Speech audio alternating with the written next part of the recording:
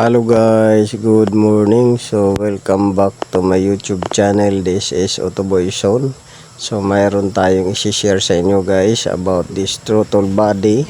So ang complaint ng may-ari ay mahina arangkada at walang power, minsan mausok.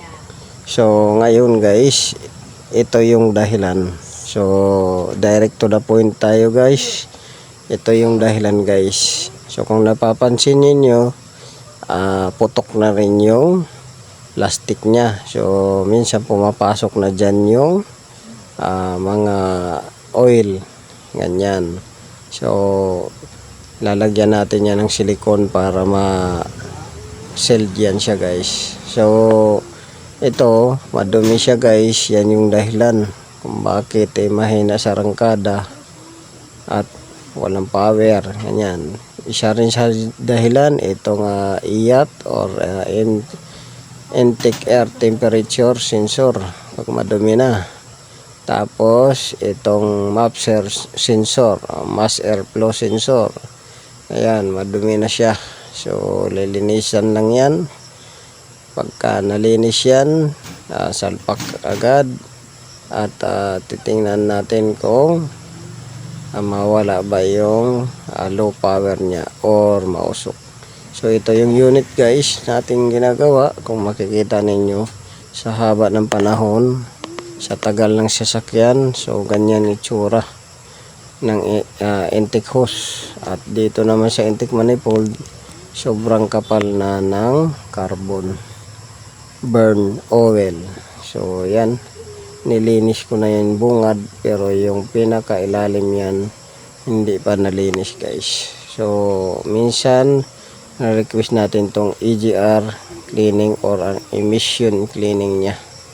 So ngayon guys, yan yung ating ayusin. So kaya naglo-low power yan dahil dyan sa mga inakita ko sa inyo, throttle body at mga sensor.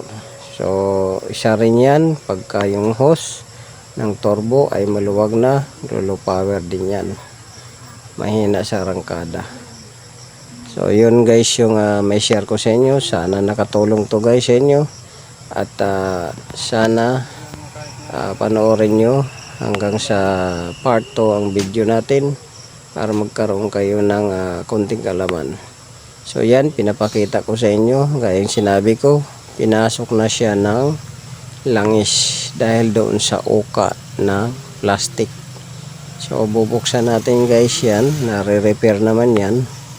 Kahit anong throttle body pwede nating repairin as long na mayroong kayong idea sa pag-repair. Pero kung hindi pa ninyo experienced pag-repair nito, ay wag na ninyong itry para hindi masira lalo.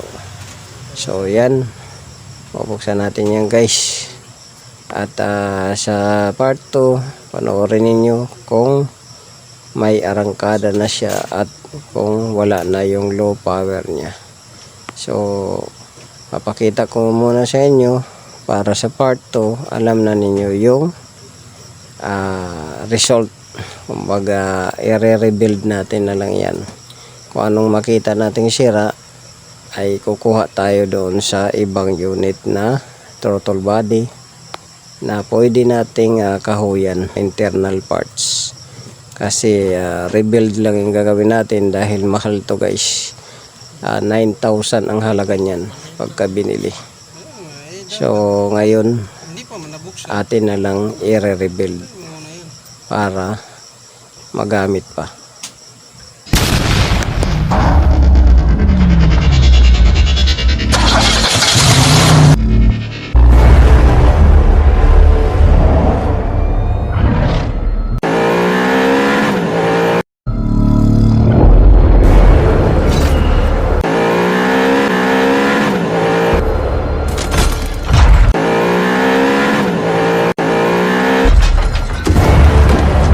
Make